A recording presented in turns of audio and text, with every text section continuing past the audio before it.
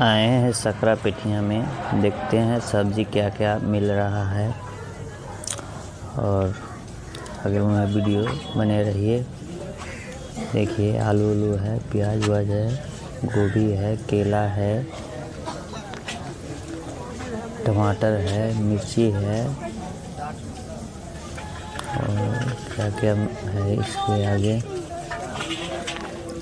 आप लोग को वीडियो में बने रहिए, देखते रहिए।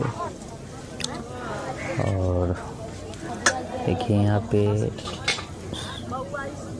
पूरा अभी पेठियाँ बहुत कम लग रहा है, भीड़ बहुत कम है, तो बहुत भीड़ रहता है पेठियाँ में। बैगन वैगन बहुत अच्छा है, साफ़ सुथरा है। हमारे पेठियाँ बहुत सकरा पेठियाँ बहुत अच्छा है, साफ़ सुथरा सौदा मिलता है यहाँ पे। कहाँ से वीडियो देख रहे हैं सकरा पेठियाँ के, आप लोग बताएं और कमेंट करें। देखिए हम एक भाई अजीत से मिलने आ गए हैं। देखिए इनको कंटेंट मोनेटाइजेशन टूल नहीं मिला है, उनको हम देखने आए, वो सेटअप था कर दिए।